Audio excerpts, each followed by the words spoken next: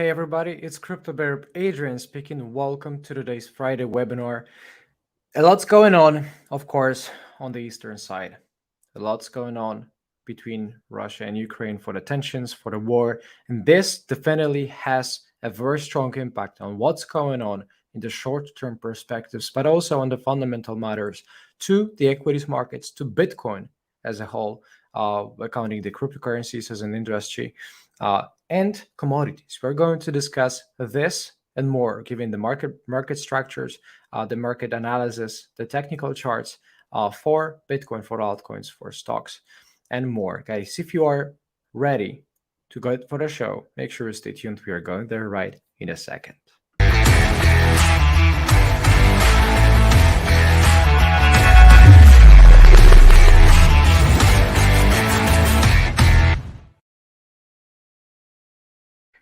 Hey everybody, let me know how you guys are doing. If you can see me well, if you can hear me well, I hope everybody is doing okay.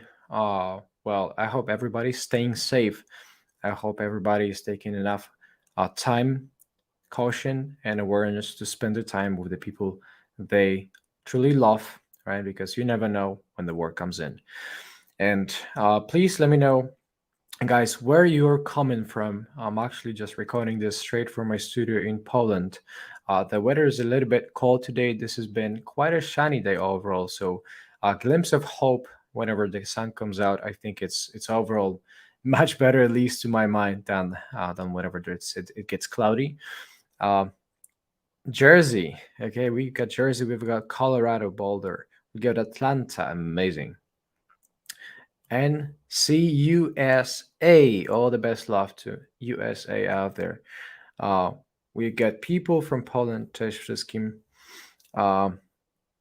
Vilnius, okay. Ukraine, wow. Wow. I hope you guys are staying as safe out there.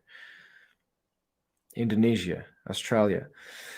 Uh, yeah, North Carolina, USA, Serbia. This is, guys, I think very uh, Nigeria, Belgium, Austria. I think this is pretty amazing, to see and watch it grow for the overall global community that the Birdnest family has become throughout the years. This is the fifth year that the Birdnest has been live already, right?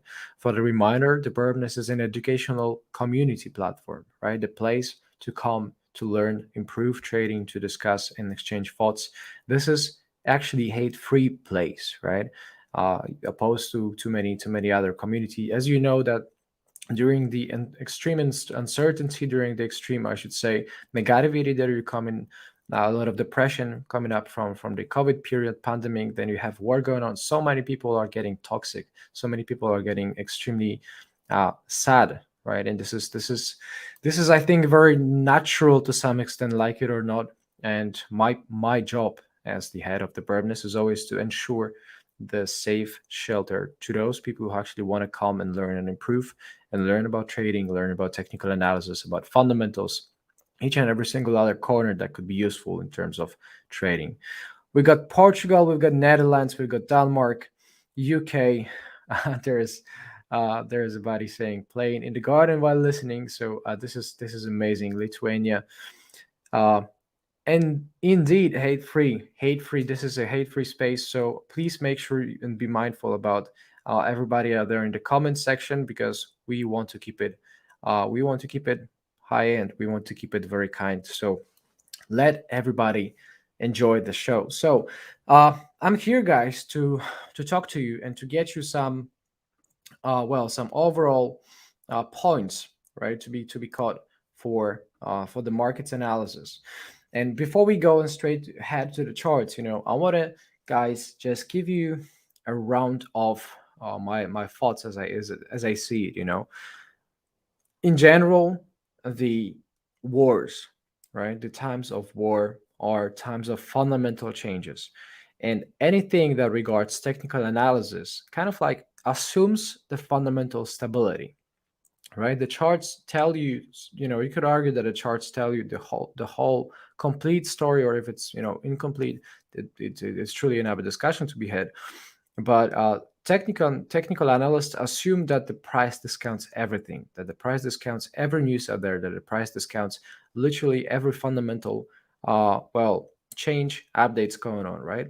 But truth speaking, truth being told, there is that technical analysis is of limited power, of limited use. Not saying completely useless, but I'm saying of limited use uh, whenever there is a war around the corner, right? Whenever there are fundamental changes in terms of the macroeconomics, whenever there's inflation soaring, whenever there are threats of deflation or stagflation.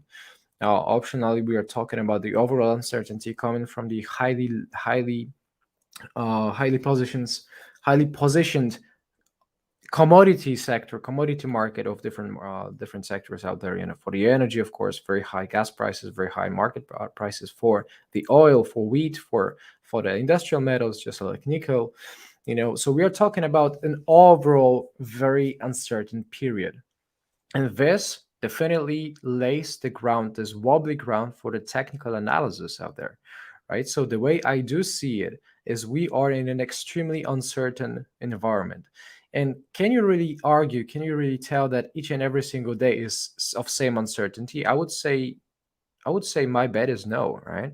We've seen Bitcoin soar in a very definite market upwards trend, in an upwards trend for the entirety of 2022, ever since it bottomed out in the COVID crash, actually, which is going to have, in I think in a week from now, we'll have had 2 years ever since the COVID crash have, literally happened out there.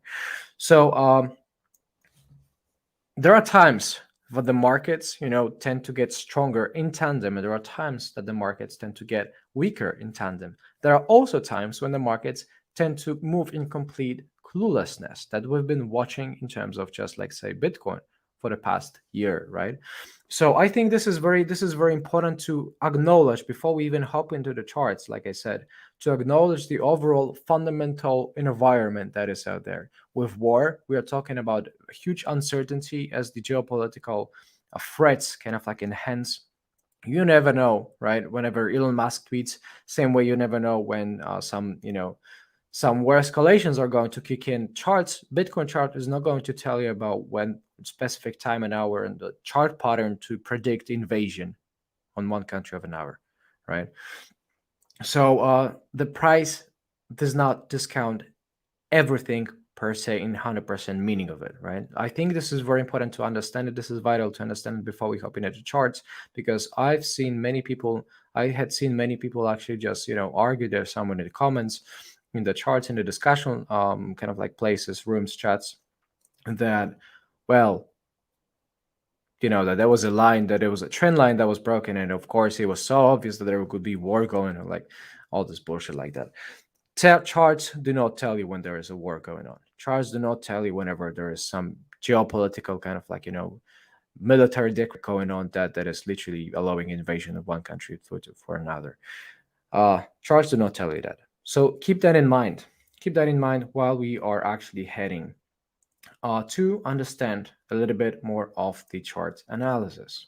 Okay, so opening up this very chapter, I want to just, guys, get you a very quick update about what I think is important to know for the equities. Right, we're talking about two indices that you can see out there, basically discussing, well, on the left hand side, the composite Nasdaq index, right? Nasdaq composites. And on the right side, you can actually just have a look at what is known to be the large cap index S&P 500 or SPX with a cash tag. Okay. On the chart, there is an overlay of 50 period average, because those daily charts. This actual curve, bluish curve, is set to be 50-day moving average. So it discounts the past 50 periods. It discounts the 50 past days, okay, for this index performance, for the composite index or for the large caps on the right side. And I do believe that, what does it tell you, right? 50 days is arguably a medium-term perspective. Usually you would say that anything between 3 weeks and 3 months, that 90 days, is basically of medium term, relatively, or related to something that goes over 3 months, that is more often than not referred to as a long term, right? In practice, we tend to talk about long term movements when we see the movements, going on for years, right? But just for the sake of defining it to be clear in terms of terminology, we are talking about the high time frame movements or long term movements and for anything that happens over the 3-month period. So here, 50 days belongs under the category of the medium term, right? So the medium term movements clearly come, a little bit more on the bearish side, right? You could argue that there is a lot of weakness ever since breaking basically through, since breaking through the main support point, right? For the main support point, which basically happened to be there, right? At one point, the main kind of like final pre-breakdown setup, happened to give you some just a little bit perhaps of recognition, of understanding that breaking through the peak moment of the moving average 50, could be read as some sort of like a sign of early weakness. Could you really effectively predict the reversal ever from there? I would say, if you got lucky, maybe yes. But it's, of course, everything is obvious in the hindsight, but not everything is obvious when you're actually about to make a decision, right? Some people could argue as well that final confirmation came actually there with breaking through a local support region, right?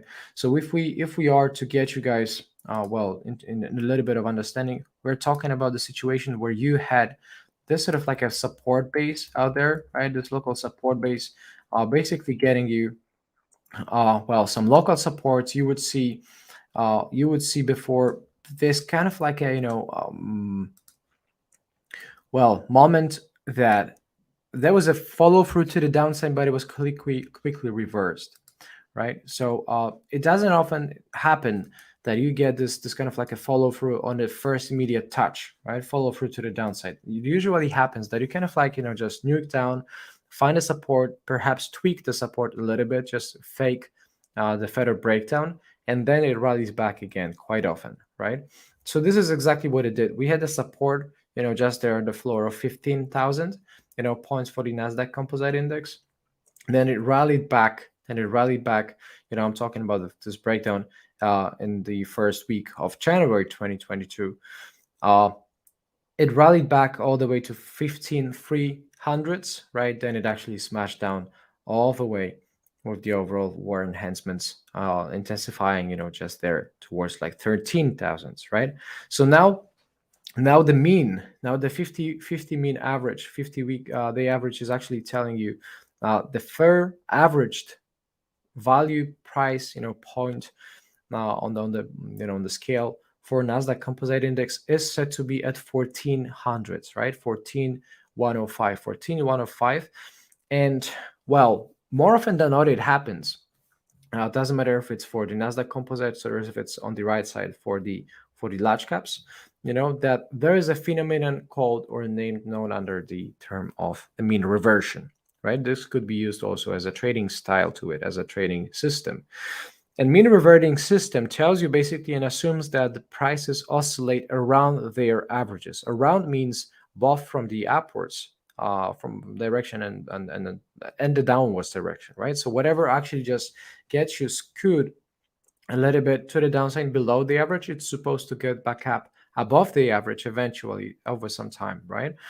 So at one point, just based on this principle, you don't know what's going to happen in terms of like if we get to establish a new low somewhere below 12,500s, 12,600s, but eventually at one point the chart could tell you, okay, that you could set a fair expectation for the price to recover, for the index to recover all the way to 14,000 points. Okay, 14,000 points on the scale, and for the S&P 500, this would mean on the right hand, this could actually just mean that at one point we are going to see S&P 500 large caps, just index actually getting back above 4,400s, right? 4,476 is the 50-day average.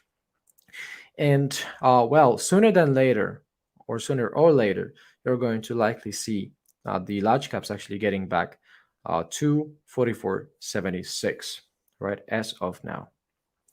Please let me know if there is some clarity going on. I hope you guys still are here with me. Now, by the way, if you guys are on our YouTube for the first time, make sure you actually stay subscribed, hit the notification bells on to get some notifications whenever we go live. We have daily stream of content going on, lots of podcasts, lots of shows, lots of webinars. Sometimes we also kind of like disclose this private webinars going on for the premium community only.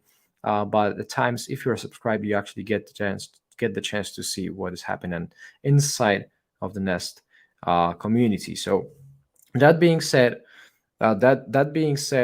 uh, well, I do believe that we are looking at a market which basically places you somewhere on the weak side still, right? We are seeing a lot of weakness. We are trading below the 50-day averages, right? And the weakness of the 50-day averages kind of like sets you on this overall expectation, like I said, to get back above this 50-day average. And when the market gets back above the 50-day average, this is where you could argue some strength flowing into the market back again.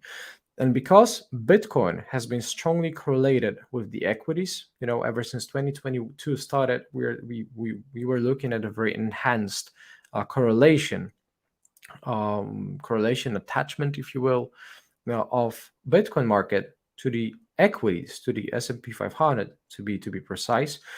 And whenever S&P 500 kind of like just nukes down, there are some chances in 2022 that there's been just high chances for it that Bitcoin would nuke and follow that downside direction. Okay, whenever the S&P 500 would go back above, right, got back above the 50-day average, you could argue this is going to bring some essential technical strength to the Bitcoin and to the other markets too, right?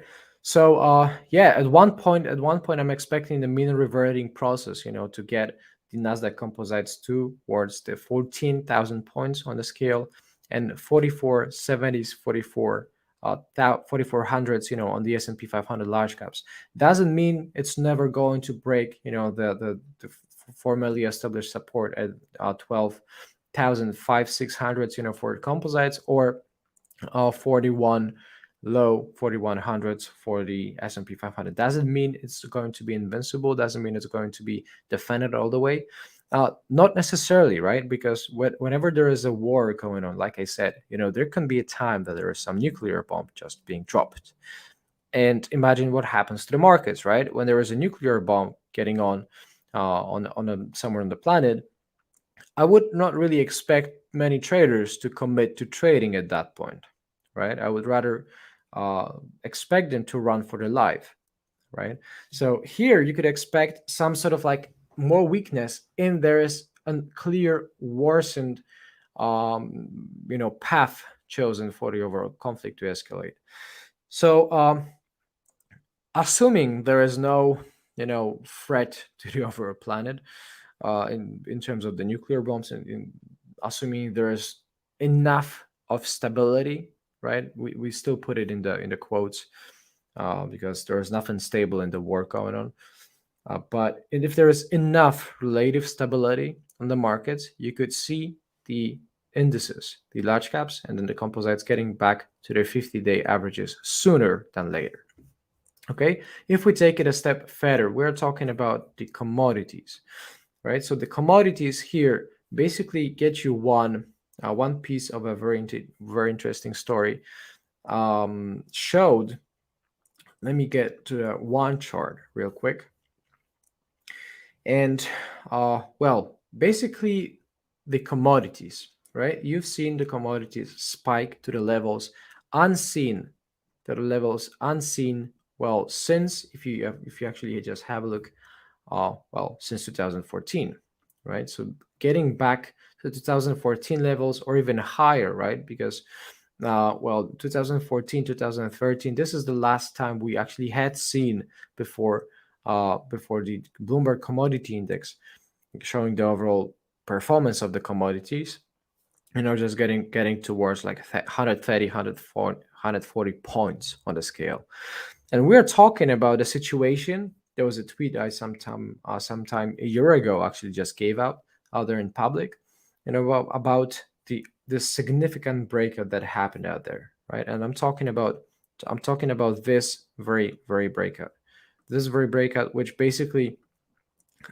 happened, which basically happened with uh with this kind of like innocent candle, right? This innocent candle, the spinning top candle, kind of like was getting you this first, or yet another attempt to break through this orange curve that is actually here in the 50-month average. So 50-month of the price action averaged, is what the curve is showing. And you can clearly see that ever since this breakout, this is where the average performance bottomed, right? This was the very bottom of the 50-month average performance of the commodities. And ever since then, we only saw the follow through to the upside, right? Coming up with the overall February 2021 confirmation, which is the next candle out there, right? And this was the follow through that we needed to confirm this overall huge bull market starting for the commodities. And as you know, the commodity prices, or you may or may not know, the commodity prices is exactly what drives the inflation soaring, right? So inflation is a sort of like a result of the commodity prices getting more and more demanded, right? And this definite kind of like causality happening between the commodity prices and the inflation.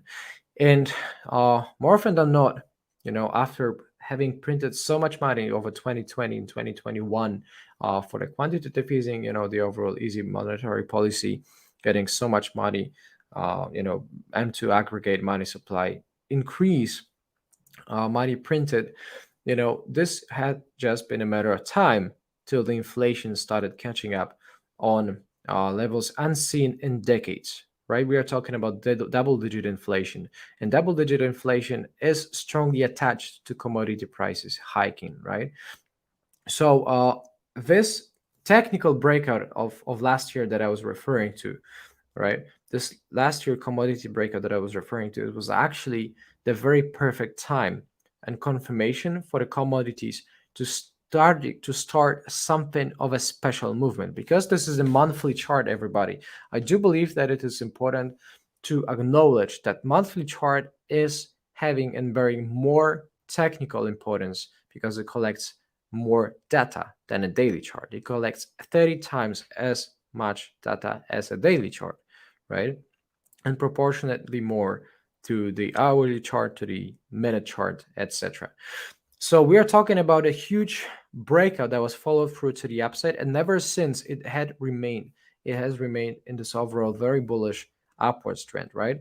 And this bullish upwards trend actually, well, has continued for, well, over a year so far. This commodities enhancement, this commodities high momentum movement, has led to the overall, I should say, 60-70% approximately price improvement, or the index improvement.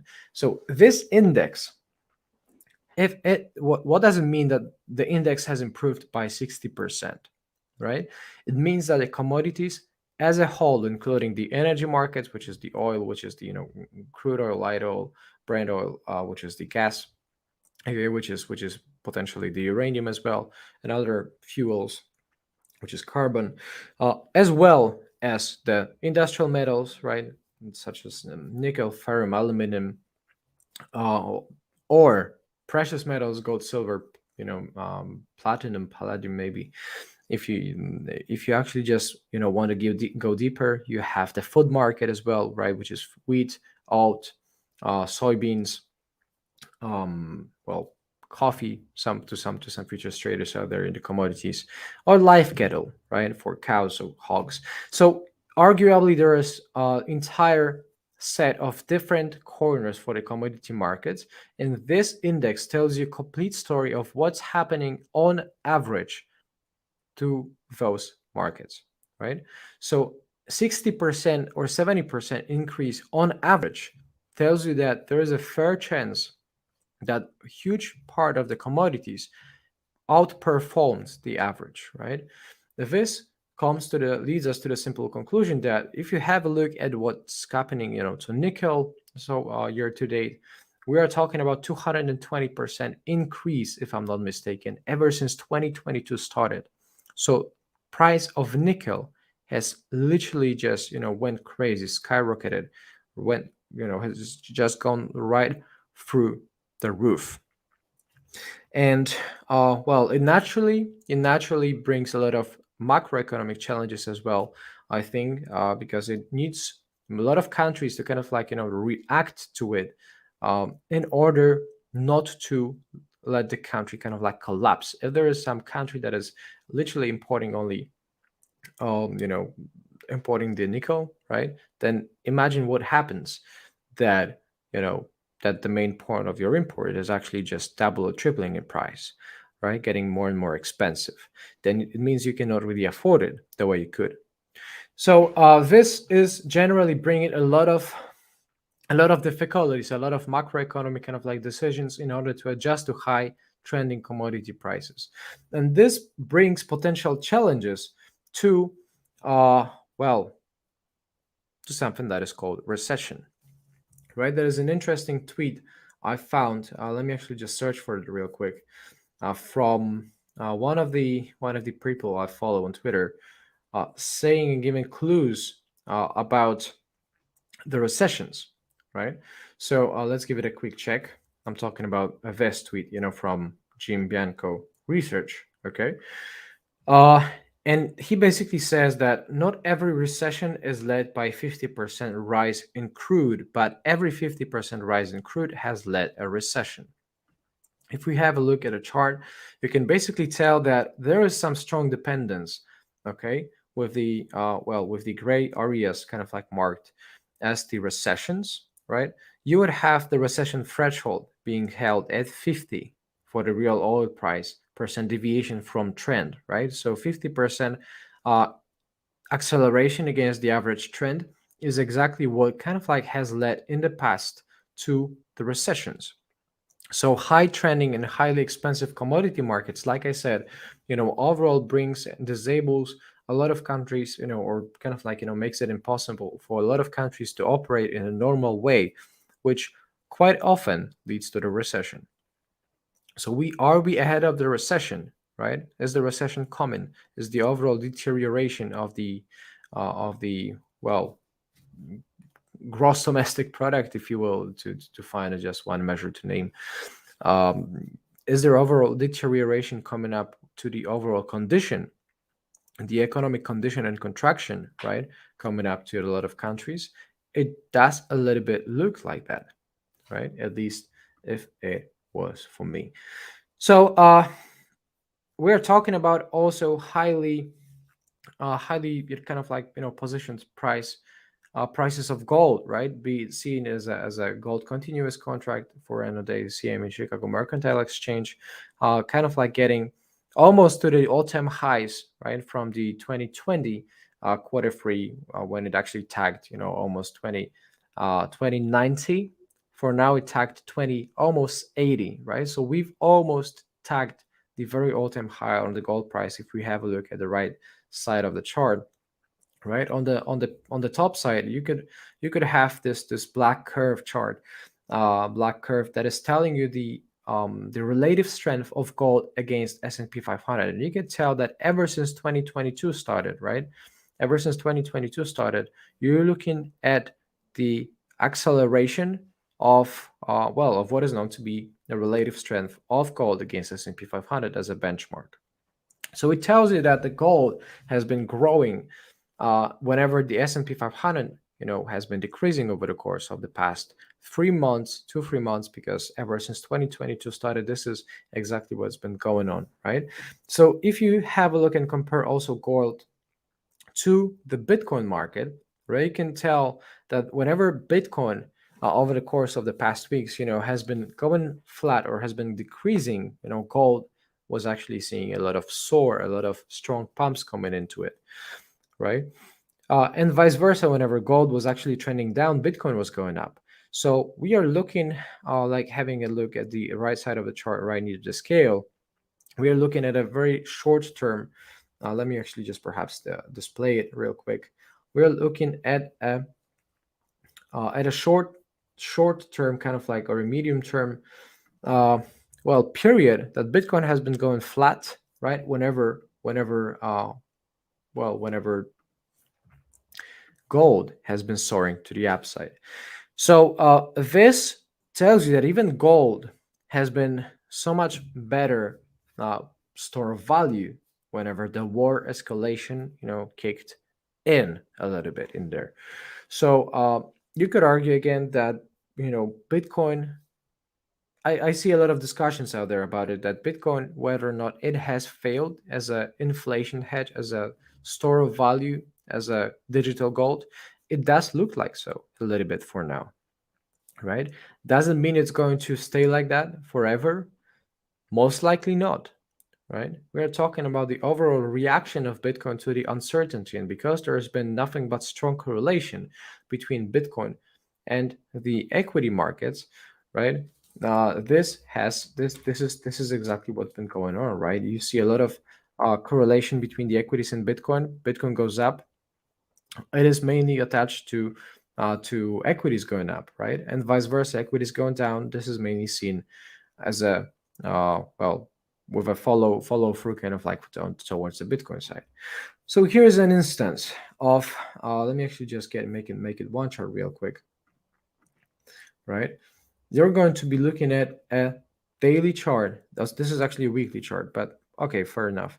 We can have it as a weekly chart out there for Bitcoin, right? Naturally, there's a lot of uh, sideways into this local bull market continuation, right? Ever since 2021 started, we kind of like just went all the way from $30,000, to 65,000 peak in April. Then we rallied, kind of like let it drop back to the 50-week average, which is what the black curve represents, the black line curve.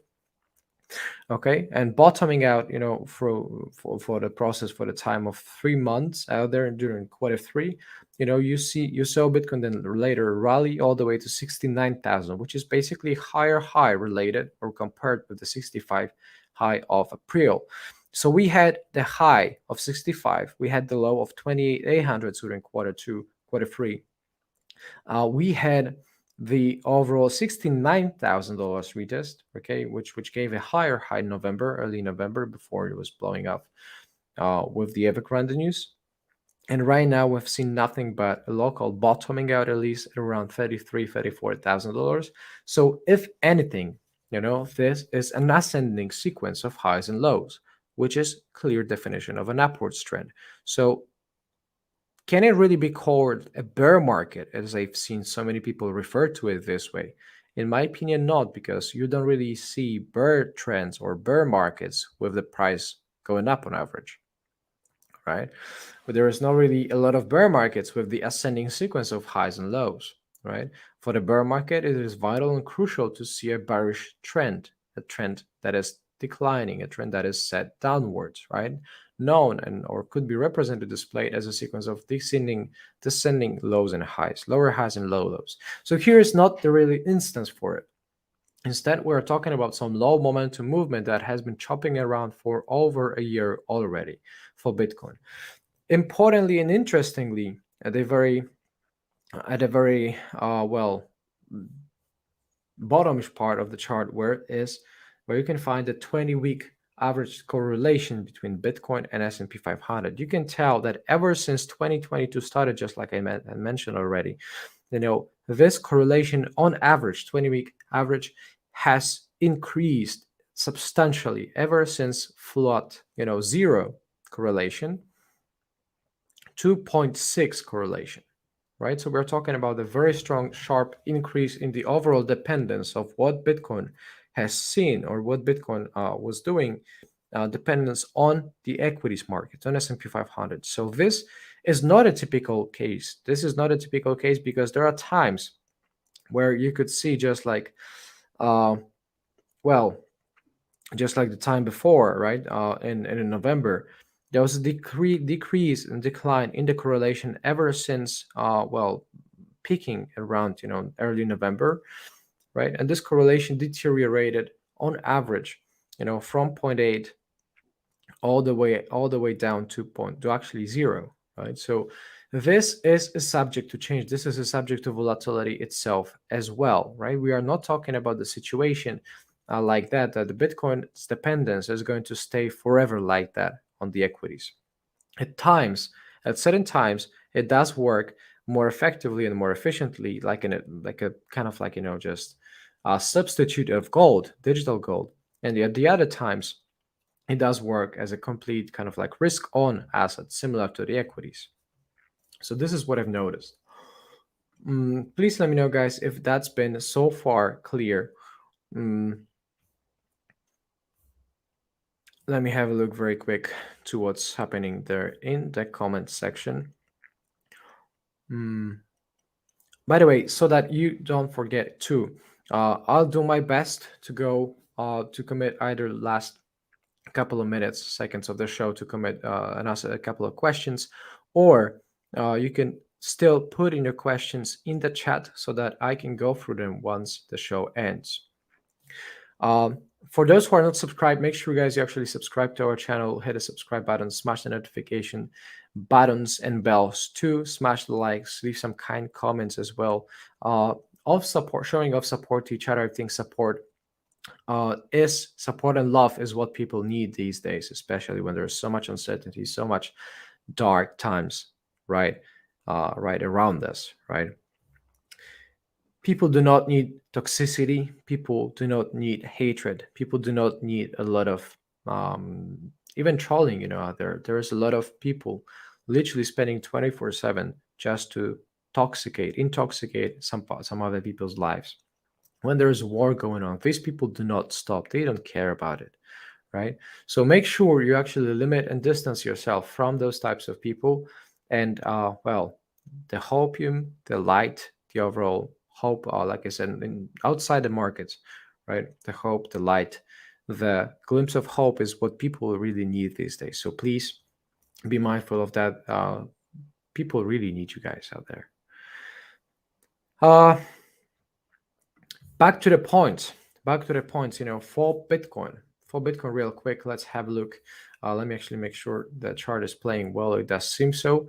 We are talking about a daily chart right here of Bitcoin against USD, daily chart on Bitstamp exchange.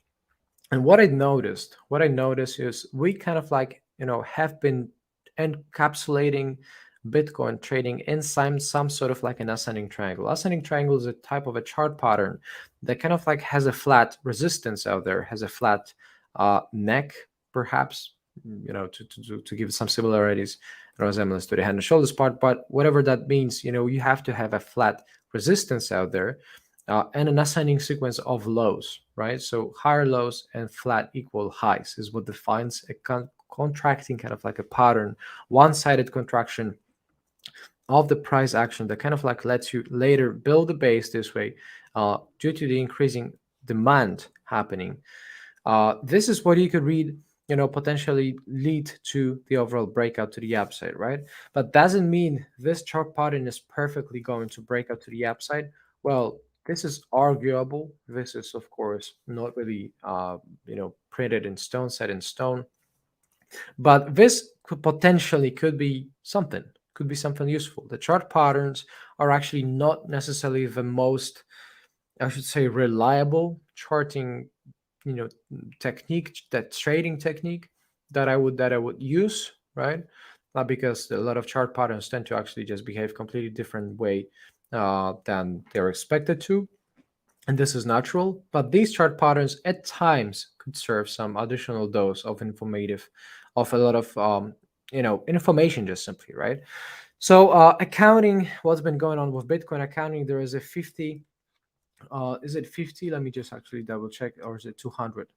It's 50-day moving average, right? So 50-day moving average, the black curve that you see over here, is basically telling you that Bitcoin has on average ever since bottoming, or peaking somewhere in the November, December, has seen this sort of like a deterioration in terms of the momentum, right? The downwards momentum seems to be slowing down a little bit, if you ask me, right? You're not really seeing this very sharp continuous decline,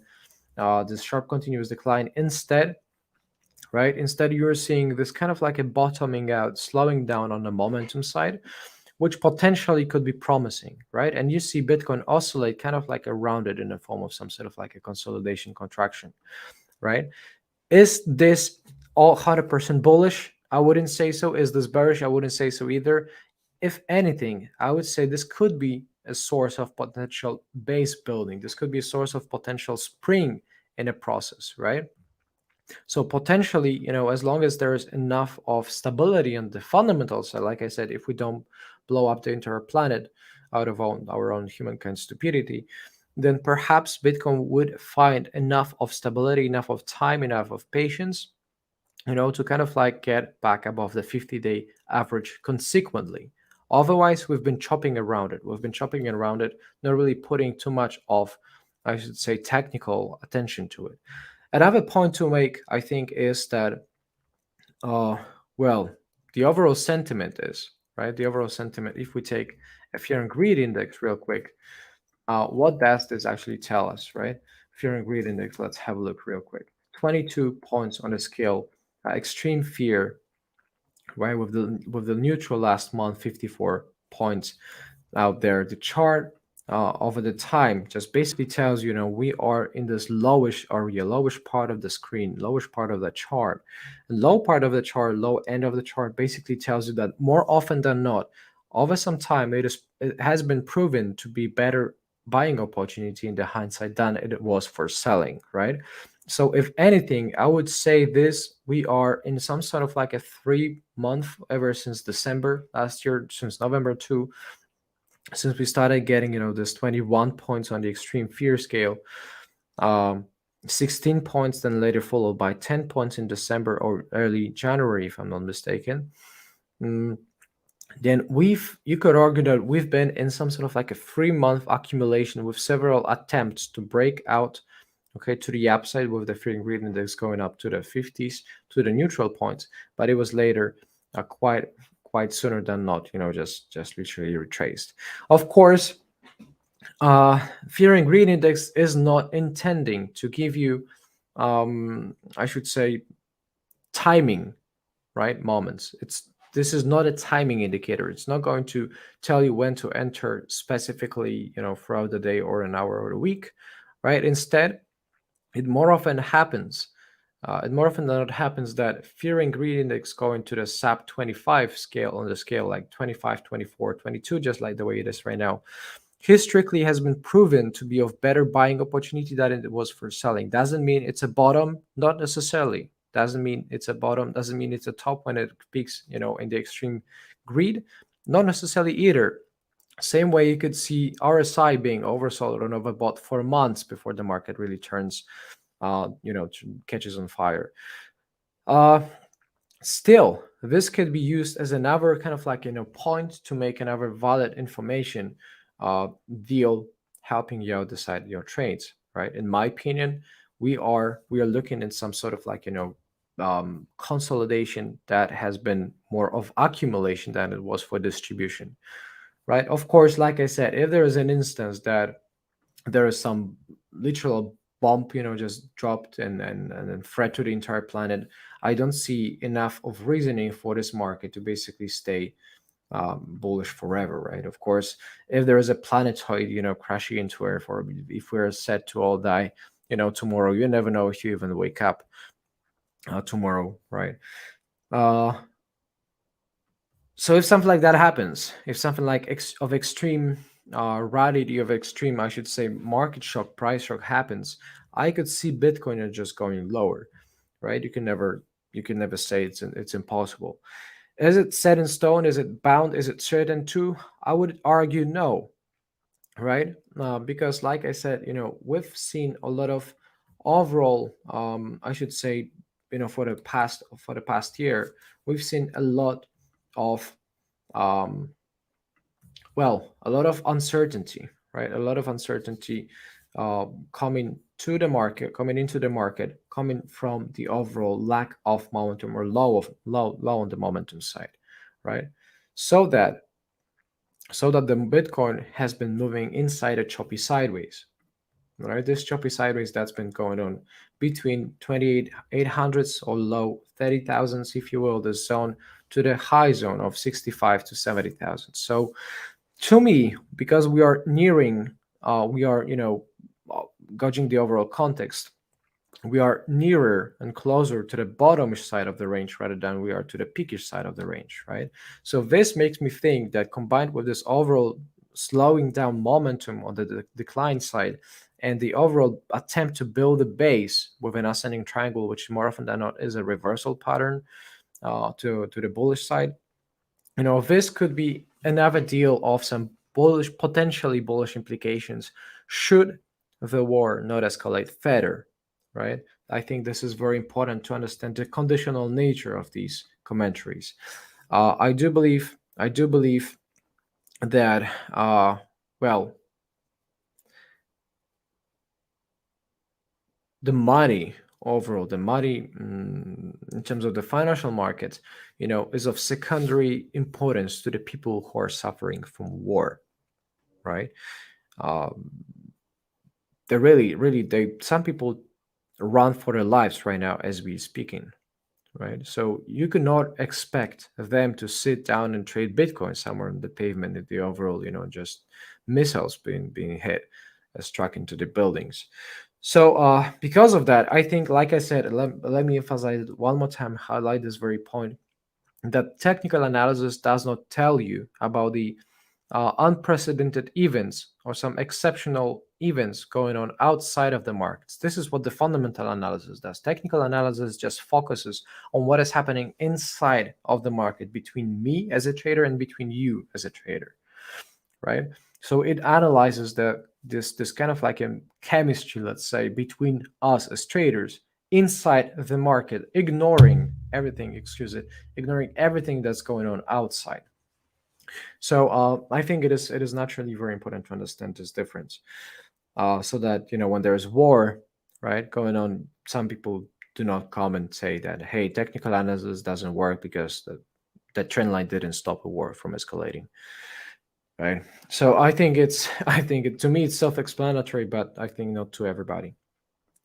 And as we are slowly nearing the final piece of this show, of this webinar, I want to, guys, equip you with some knowledge from the trading system that I personally use, right?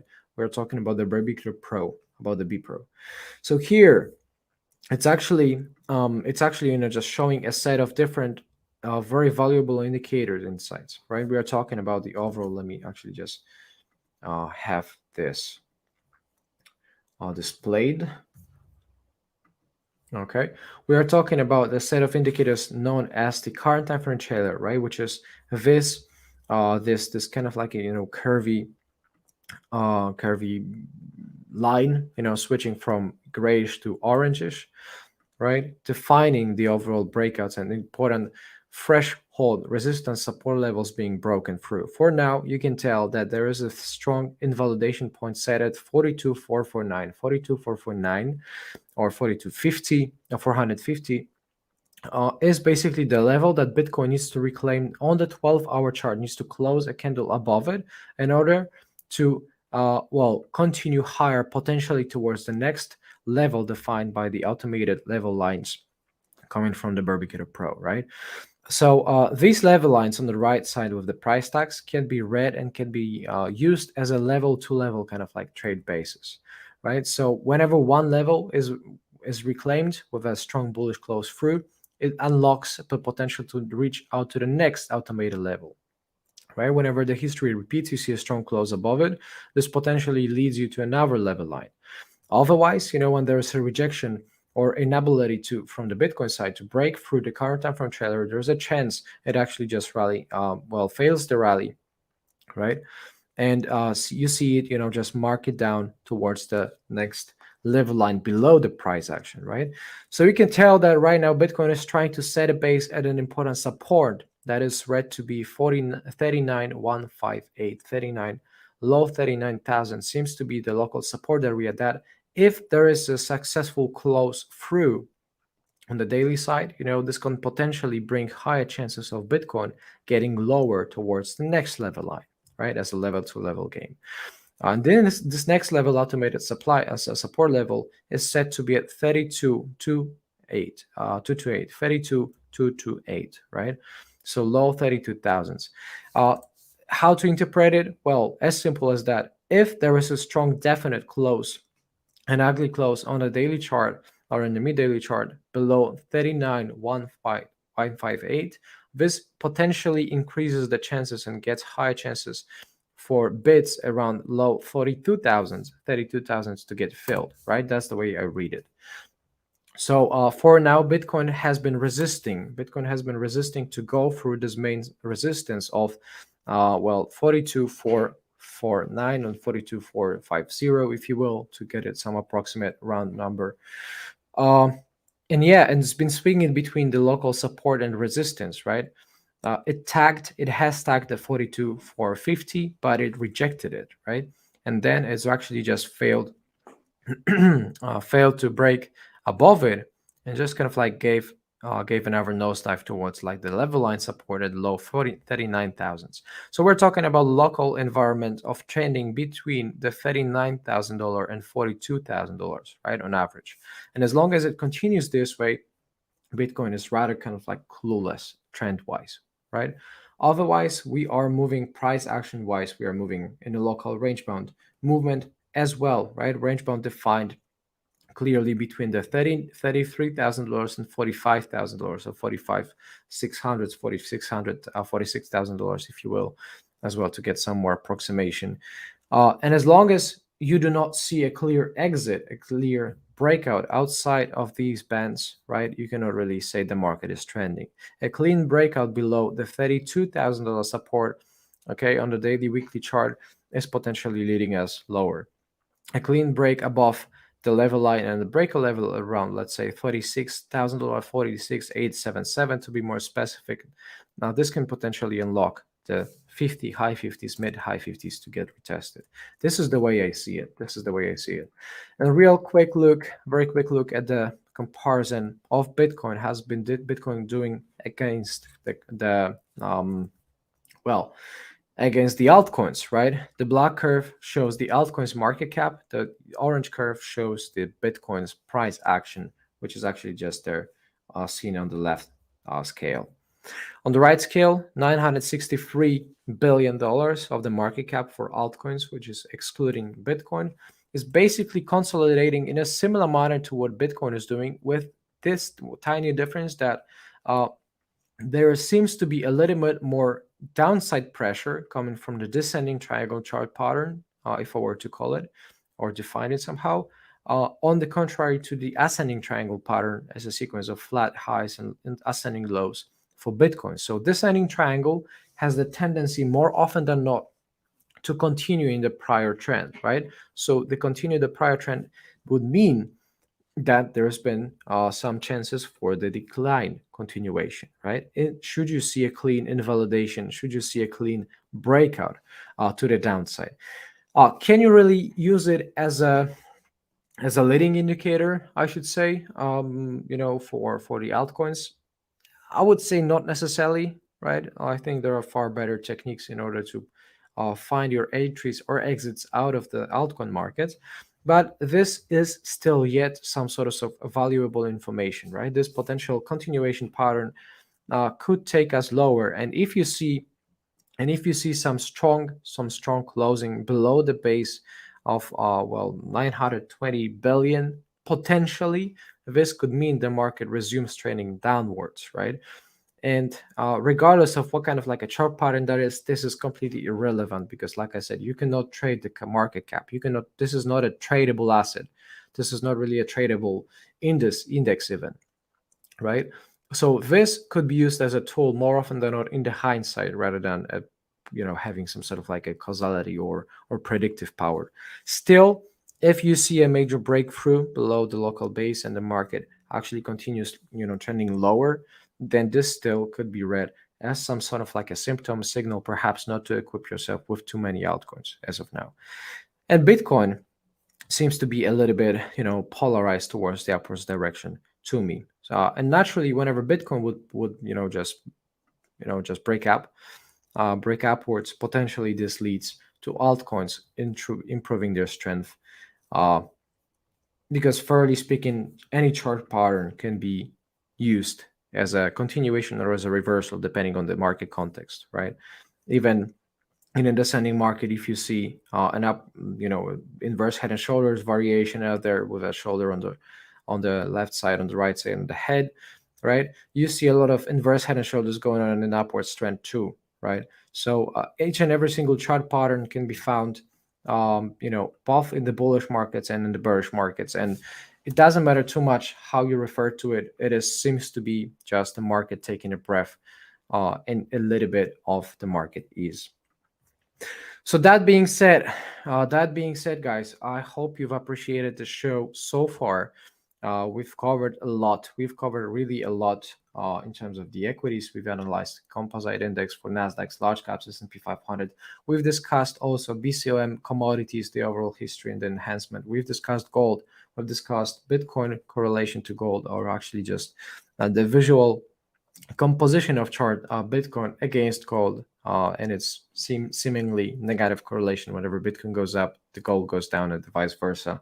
We've given a proper look into the chart analysis of Bitcoin from many different angles, from many different time frames, including the price action, including the market trends per the moving averages, per the Burbicator Pro, which is the private system that I use. And before I let you go, I want to very quick just encourage everybody, because not many people are probably aware of it. We have this exclusive community, this premium community, like I said, going on since 2017. So it's been 5 years. It's quite a long time. And if you guys want to get it 7 days of free trial, free access for 7-day free, you'll get lots of educational materials, lovely community that is giving you a safe shelter to learn and improve your trades. Nobody's going to ever laugh at you. Nobody's going to get you any sort of like a bad negative comments, negativity, toxicity. You're not going to find it. I personally take care and vouch for it. If you want to learn about crypto index trading, forex, trading commodities, stocks, everything basically that comes from the big cryptocurrency or traditional markets, you're going to get it along with 24/7 team support to help you out with your trade decisions on the educational side, 24/7, regardless of where you are based. Online, we cover 24/7. We have people from all around the world in my team to get the help delivered right for you guys. And all you need is just your email address, and the first name, and we're going to send you all the activation. You're going to be set in a scope of 1 minute or so. So if you're ready, guys, to give it a check, go ahead to theburbnist.com/free trial or theburbnist.com and just press the button on this upper right corner, sign up free, and it's going to get you 7 days free. Like I said, come and join even for the 7 days. See how it's looking. If you like it, you can stay. If you don't like it, you don't need to stay. No attachments, no no commitments, no credit cards required. Go and see and enjoy it. This is the way I want to help as well to everybody who's in need, but perhaps they don't have money. You still can go and enjoy 7 days free. And finally, before we go, kind of reminder to give a follow to this Art Against War project that I founded along with a couple of other people. In order to, this is a non-profit project with NFTs, on the OpenSea, that you can actually just go in there and support this people, support these people who are actually suffering from war. Getting the NFTs auctioned, each and every single cent gathered in the collection is going to 100% be donated publicly, transparently via blockchain to the Ukraine. So if you want to support Get Good Cause, make sure you sign up. Or go to the website Art Against War, or our Twitter AAW_NFT. That's all, guys. That's all, guys. All the good cause, good power with you. God may bless you all, guys. Hope you stay safe, and I see you guys hopefully in the better world next week. See you there. God bless you all. Bye bye.